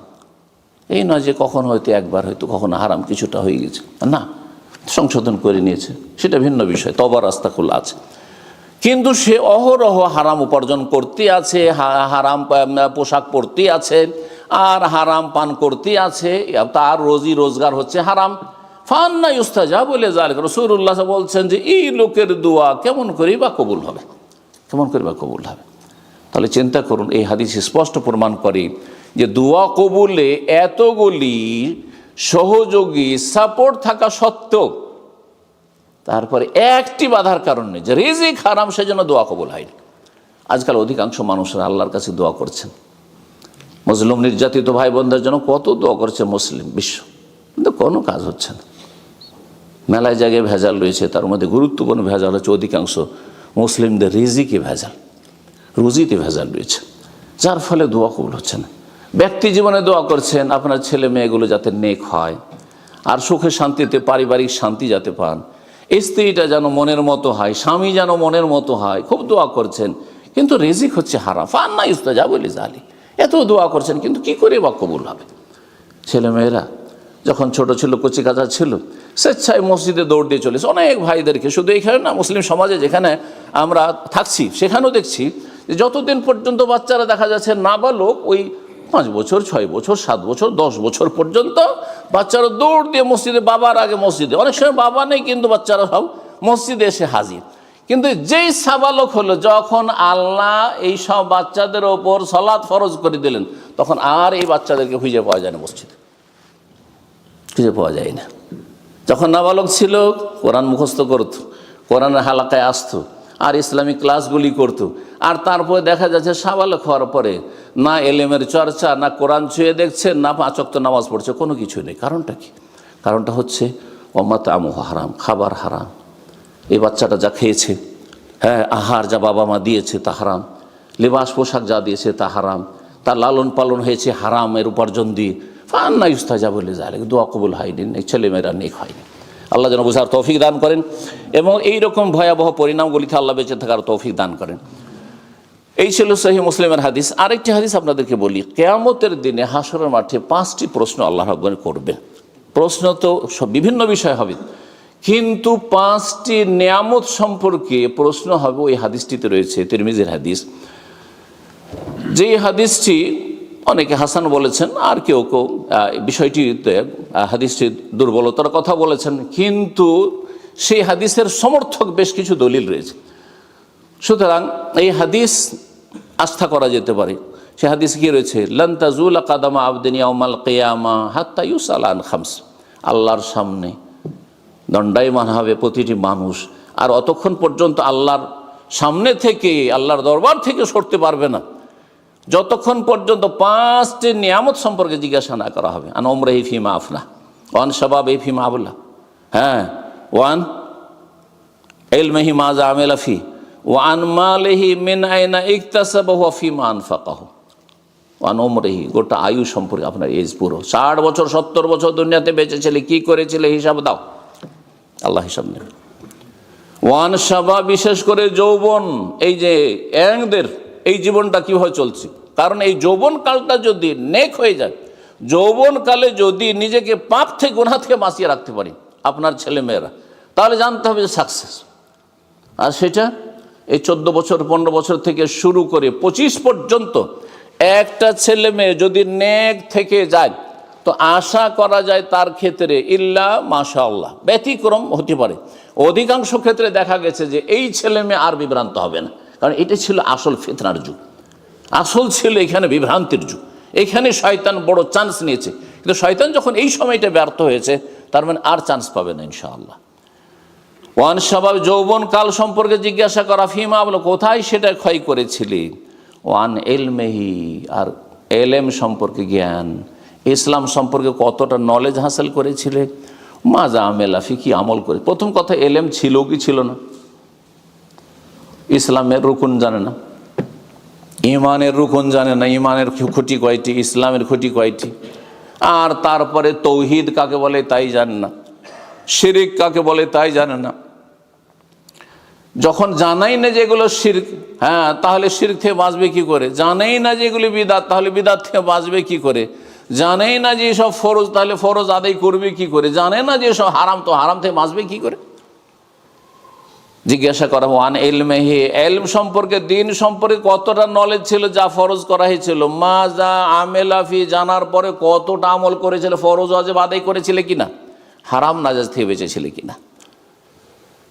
শেষ প্রশ্ন একটি বিষয় সম্পর্কে কিন্তু দুটো প্রশ্ন, এই দিয়ে 5 হবে। এই জন্য কোন কোন হাদিসে 4টি বিষয় সম্পর্কে জিজ্ঞাসা করা বলা হয়েছে। ধন সম্পদ সম্পর্কে 4 নম্বর, আর ধন সম্পদ নিয়ে 2টো প্রশ্ন হবে।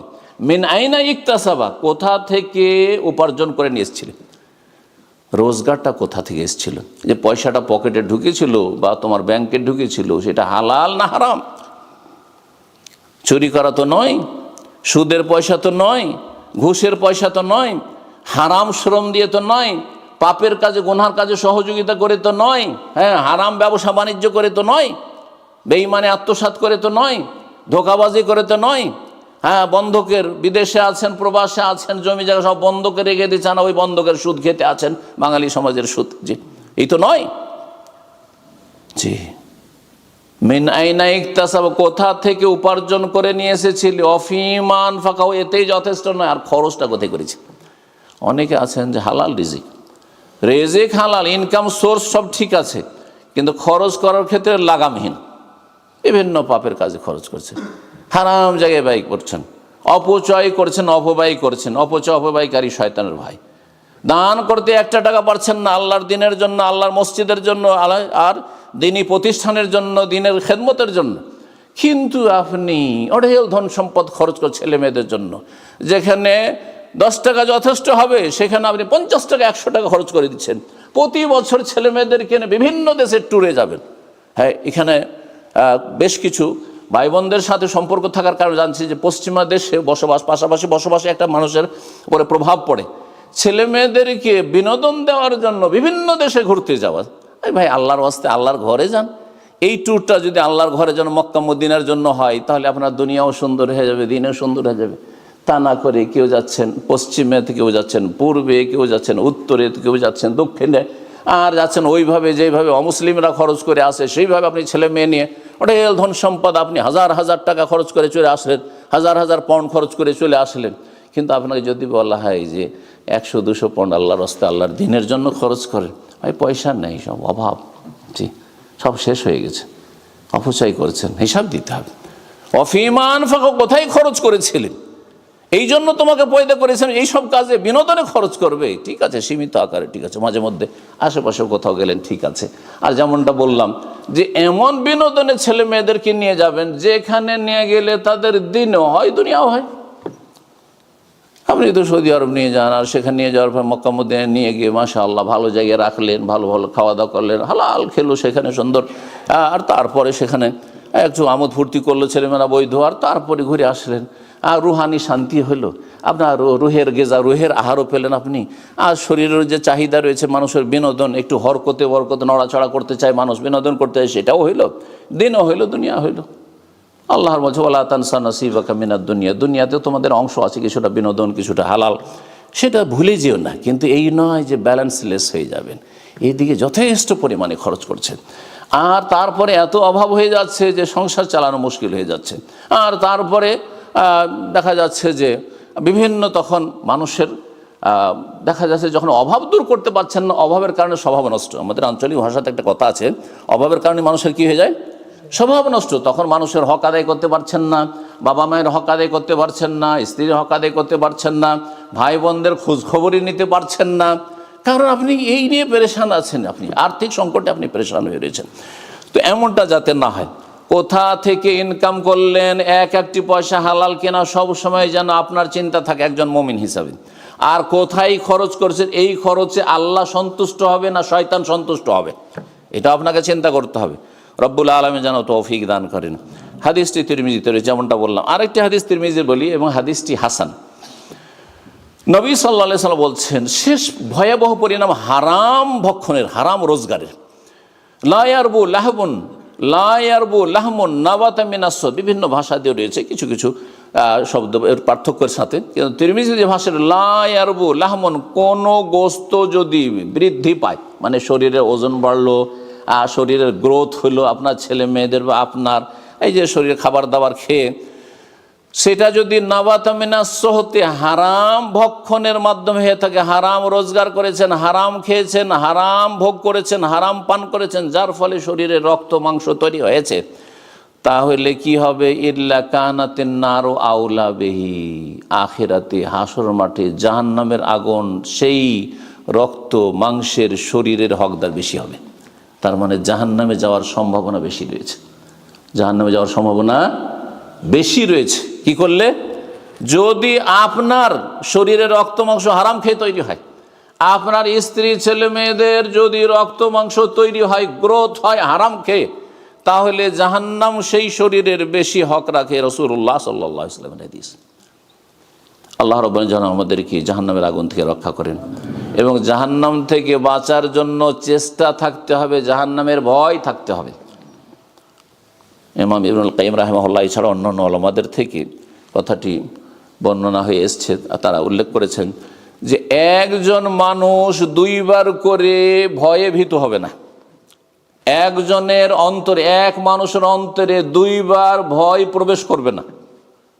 কি অর্থ এর অর্থ হচ্ছে, দুনিয়াতে যদি আল্লাহর আযাবকে ভয় করে, জাহান্নামকে ভয় করে, হারাম কাজ করব, হারাম ভক্ষণ করব, তাহলে জাহান্নামে যদি এই ভয় যদি অন্তরে দুনিয়াতে থাকে, ফরজ সালাত ছাড়বো, ফরজ আদায় করব না, জাহান্নামে যেতে হবে, এই ভয় যদি দুনিয়াতে থাকে, দুনিয়াতে যে ভয় করেছে, আখিরাতে ফালা খাউফুন আলাইহিম ওয়ালা হুম ইয়াহজান, কোনো ভয় থাকবে না, কোনো দুশ্চিন্তা থাকবে, টেনশন থাকবে না যে জাহান্নামে যাব নাকি, কি হবে কি হবে। আল্লাহর ফেরেশতারা বলবেন মরণের সময়, এই আয়াতের তাফসীরে বলা আছে ইনদাল মউত, যখন মরণের মুহূর্ত ঘনিয়ে আসে, মালাকুল মউত যখন রূহ কবজ করে নিয়ে যায়, সেই সময়ে ফেরেশতারা আশ্বস্ত করবেন।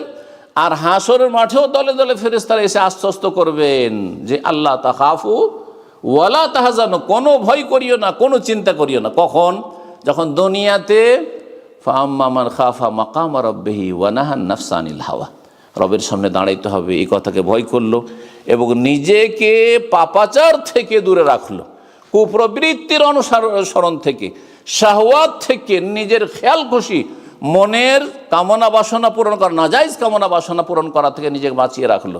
এটা যদি করতে পারেন তাহলে আখিরাতে কোনো ভয় থাকবে না। আর দুনিয়া যদি নির্ভীক হয়ে যান, দুনিয়াতে কোনো ভয় নেই, নির্দ্বিধায় 5 ওয়াক্ত নামাজ ছাড়ছেন, পড়ছেন না, কোনো ভয় নেই, হারাম খাচ্ছেন, কোনো ভয় নেই, ছেলে মেয়েরা যে চলে গেল জাহান্নামের পথে চলে গেল, কোনো ভয় না যে এগুলো কী জবাব দিব, আমানতের কী জবাব দিব, ইমান ইসলামী তরবিয়তের আমি চেষ্টাই করলাম না। একা বাস করলেন, মুসলিম সমাজে বাস করলেন না, যেখানে অমুসলিম দেশে বাস করছেন, ভালো করে যেখানে মুসলিমরা সংখ্যালঘু, সেখানে মুসলিমদের উচিত হবে এক জায়গায় একত্রিত হয়ে যাওয়া। যেখানে মুসলিম ভাইরা বসবাস করে, যেখানে একটি মসজিদ আছে, যেখানে একটি ইসলামী প্রতিষ্ঠান আছে, যেখানে দিন শিক্ষার ব্যবস্থা আছে, সেখানে সবাই জমা হয়ে যেতে হবে। এটা একটি হিজরত, এটাও একটি হিজরত। আর আপনি একাই থাকবেন, চারিদিকে কোনো মসজিদ নেই, কোনো শিক্ষার ব্যবস্থা নেই, আর কোনো রকমের সেখানে জুমা পড়ার জন্য আপনাকে 10 কিলোমিটার যেতে হবে, 5 ওয়াক্ত নামাজের জন্য কোনো মসজিদের ব্যবস্থা নেই, আর সেখানে ঘরেই নামাজ পড়ছেন, কয়েকদিন ঘরে নামাজ পড়ার পরে শয়তান গ্রাস করবে, শয়তানের আধিপত্য কায়েম হয়ে যাবে, ইস্তাহওয়াজা আলিহিমুশ শয়তান। তারপরে যেহেতু জামাত কায়েম হয় না, সেজন্য তখন নিজেই বেনামাজি হয়ে যাবে, মানে ছেলেমেয়েরা তো বেনামাজি বেদিন হবে। এই জন্য যেখানে প্রতিকূল অবস্থায় বসবাস করছেন অমুসলিম সমাজে, সেখানে এই বিষয়টি অবশ্যই খেয়াল রাখতে হবে। আর আলহামদুলিল্লাহ এই বিষয়টি আমি বিশেষ করে আপনাদেরকে খুশি করার জন্য বাস্তব অভিজ্ঞতায় বলছি যে যারা আপনার বিশেষ করে এখানে তো মেজরিটি সিলেটের ভাইদের, তাই না, এরা কিন্তু কাছাকাছি একটা সামাজিকতা আছে, মানে সমাজের কাছাকাছি বসবাস চেষ্টা করে। এতে লাভটা কি? এতে লাভ একটা আছে। আমাদের সমাজে অধিকাংশ মানুষরা সমাজের ভয়ে গুনাহ থেকে বাঁচে, এটা অস্বীকার করার কিছু নেই। সমাজে কি বলবে, লোকে জানলে কি বলবে, এই গ্রামে কেমন করে মুখ দেখাবো, এই সমাজে কি করে মুখ দেখাবো, তাই না? সমাজের ভয় বেশি কাজ করে আল্লাহর ভয়ের চাইতে। কিন্তু যখন আপনি একা এমন এলাকায় চলে যাবেন যেখানে আপনাকে এলাকার কেউ চেনে না, বাংলা ভাষাভাষী কেউ চেনে না, তাহলে সেখানে গিয়ে পাপ করতে কোনো বাধা নেই, কোনো লজ্জা, কারণ মানুষের লজ্জা সেখানে কোনো লজ্জা নেই, কারণ কোনো সামাজিকতা নেই।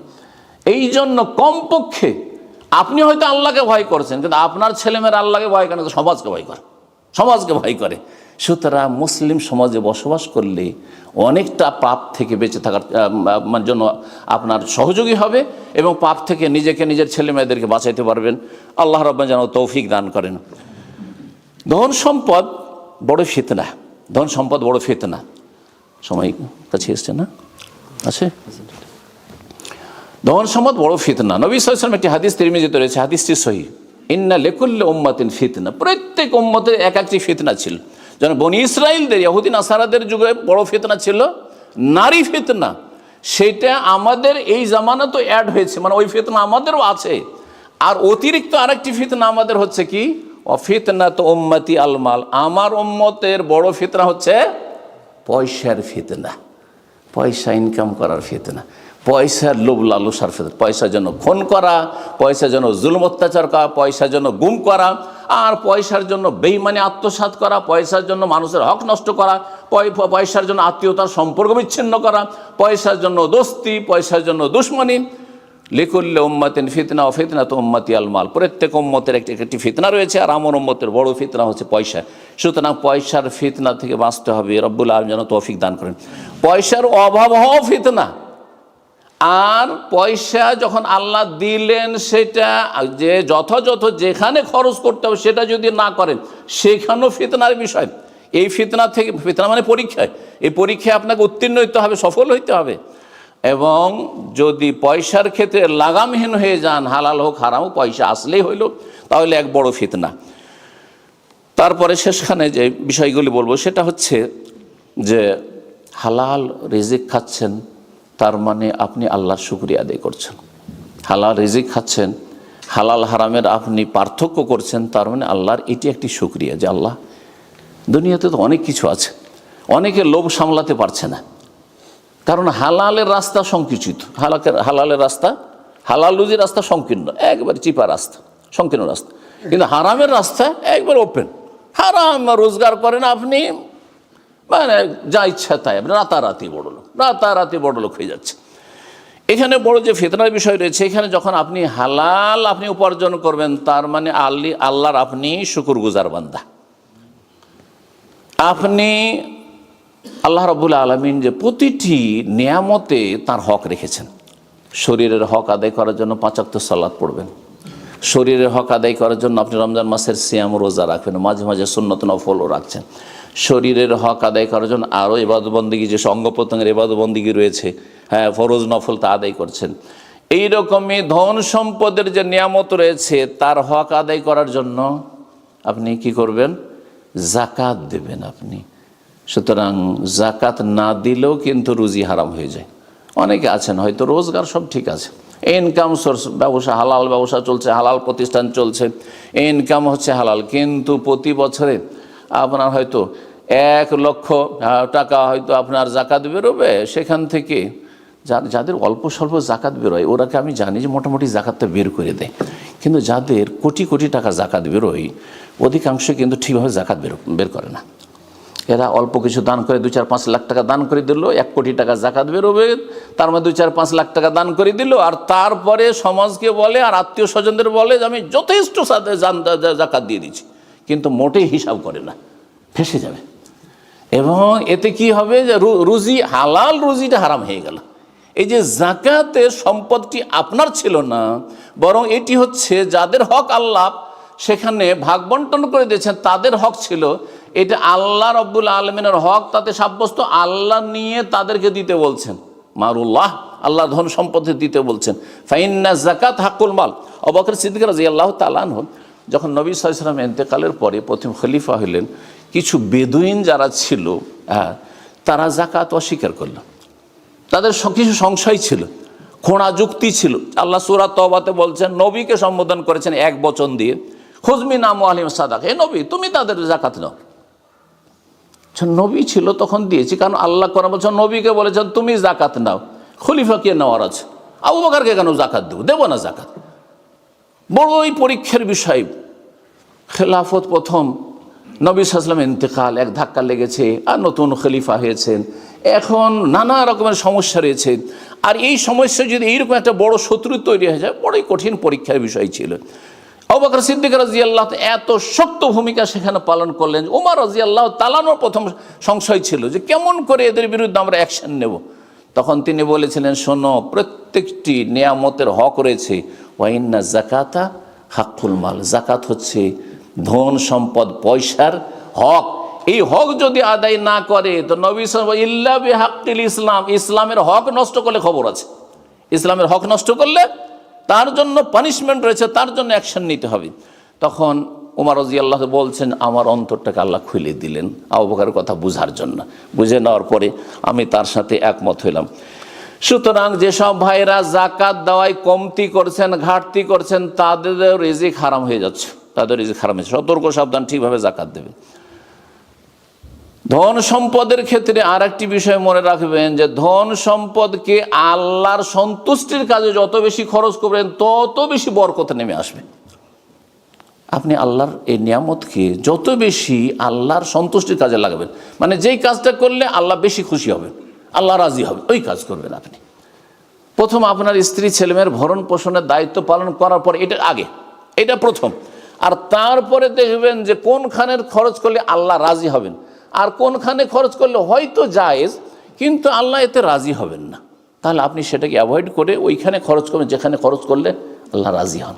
ধরেন আপনি 50টা পাউন্ড খরচ করবেন, আপনি যাবেন একটু বাজারে গেলেন, আর ফাস্ট ফুড এই সেই করে একটু, ওই যেটা বাসায় খাবার ছিল হয়তো চলতো, কিন্তু আপনি আলতু ফালতু খরচ করে চলে আসলেন, বা কিন্তু হালাল জিনিসই খাওয়াইলেন ছেলে মেয়েকে, অথবা হালাল কিছু করলে অতিরিক্ত খরচ করে, এটা না করলেও চলতো, এটা না করলেও চলতো।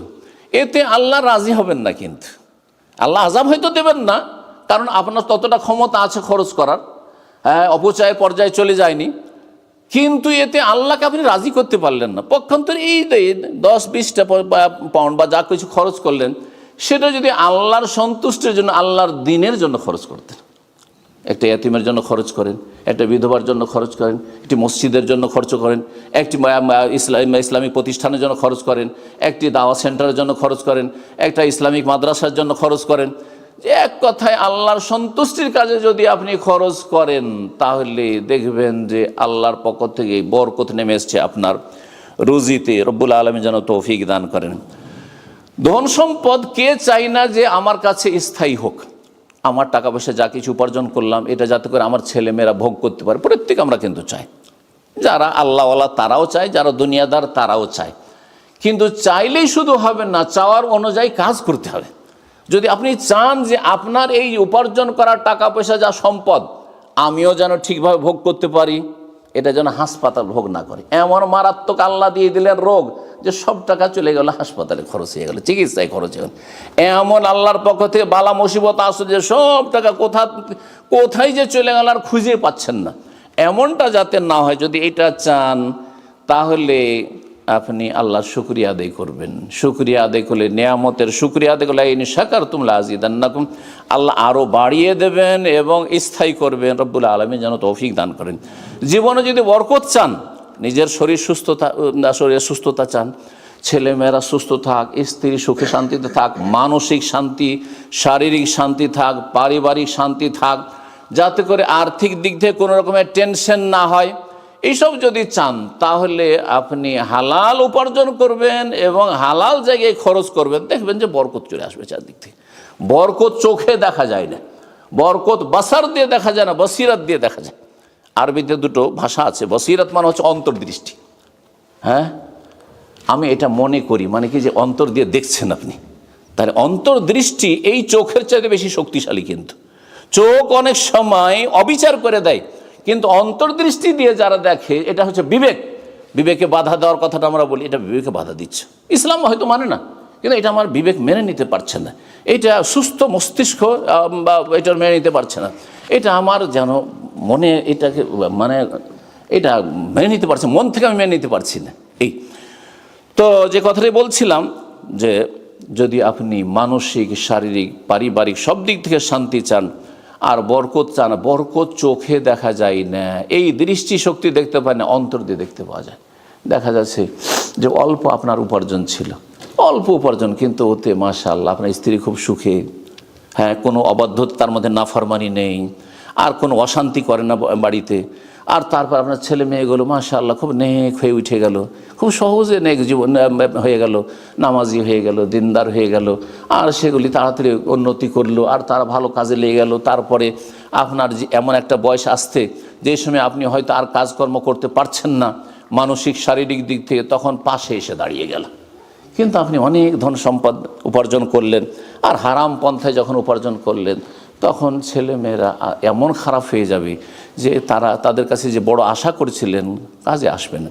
এই জন্য দেখা যাচ্ছে অধিকাংশ বৃদ্ধাশ্রমে, যে হোম কেয়ার, বৃদ্ধাশ্রমে যেসব লোকেরা থাকে, গরিবের বাবা মা থাকে না, এগুলো তো গরিবের বাবা মা থাকে না, খুব শিক্ষিত লোকেদের বাবা মা থাকে, আর খুব পয়সাওয়ালাদের বাবা মারা থাকে। কারণটা কি? কারণ হচ্ছে বরকত, তাদের জীবনে বরকত নেই, বরকতহীন জীবন। রব্বুল আলামিন যেন আমাদেরকে শান্তি দান করেন এবং সার্বিক দিক থেকে আল্লাহর সুখে রাখেন এবং বরকত দান করেন। ওয়ালাউ আন্না আহলাল কুরআন আমানু ওয়াত্তাকাউ লাফাতাহনা আলাইহিম বারাকাতিম মিনাস সামাই ওয়াল আরদ।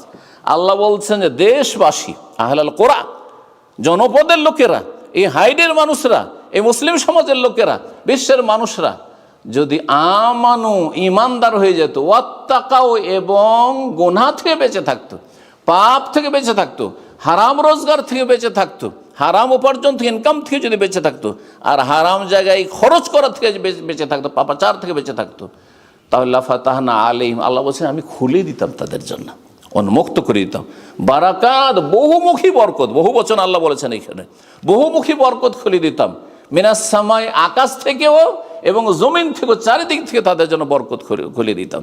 আল্লাহ রাব্বুল আলামিন যেন আমাদেরকে ঈমান ইয়াকিনে মজবুত হওয়ার তৌফিক দান করেন এবং সে অনুযায়ী আমল করার তৌফিক দান করেন, নেক আমলের তৌফিক দান করেন। ছেলে মেয়েদেরকে আল্লাহর নেকভাবে গড়া যেন সহজ করে দেন, ভালো ইমানি তরবিয়তে তৌফিক দান করেন, রুজিতে যেন বরকত দান করেন, এবং আল্লাহ রাব্বুল আলামিন দুনিয়াকে যেন আমাদের মুখ্য টার্গেট না বানিয়ে দেন। নবী সাল্লাল্লাহু আলাইহি ওয়াসাল্লাম একটি দোয়া আছে, ওয়ালা তাজালিদ দুনিয়া আকবার হাম্মেনা ওয়ালা মাবলাগা ইলমেনা। আল্লাহ আমাদের দুনিয়াটাকে এক নম্বর টার্গেট বানিয়ে দিও না, আমাদের টার্গেট যেন আখিরাত হয়, আমাদের টার্গেট যেন জান্নাত হয়।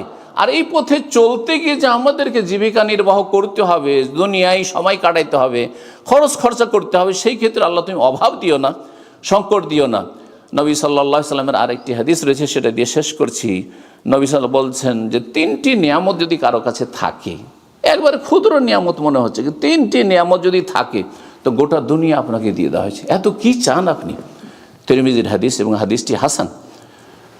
মান আসবাহা মিনকুম আমিনান ফি সিরবি, তোমাদের মধ্যে কেউ যদি বাড়িতে নিরাপদ থাকে, এখানে বসে আছেন, কোনো টেনশন নেই যে কোনো জায়গা থেকে কোনো দুশ্মন এসে অ্যাটাক করবে, শান্তিতে বসে আছে, বাসায় আছেন, খুব শান্তিতে আছেন, আপনি যে কাজের জায়গায় আছেন, যেখানে আছেন, হ্যাঁ, যেখানে কাজ করছেন, আপনি ডিউটি করছেন অথবা ব্যবসা করছেন, দোকানপাটে আছেন, আপনি শান্তিতে আছেন। আমিনান ফি সিরবিহি, নিজের বাসাতে যেই ব্যক্তি নিরাপত্তার সাথে, সিকিউরিটির সাথে আছে, মুআফান ফি জাসাদিহি, আর শরীরটা সুস্থ আছে, শরীরটা সুস্থ, চলতে ফিরতে কোনো অসুবিধা হয় না, সুন্দর চলাফেরা করছেন, সুন্দর খাওয়া দাওয়া করছেন, সুন্দর আপনি নিজের দৈনন্দিন কাজকর্ম, দিন দুনিয়া দুটোই করতে পারছেন, হ্যাঁ, আল্লাহর ইবাদতও করছেন আর দুনিয়াও করছেন, আপনি পরিবারের দায়িত্ব পালন করছেন।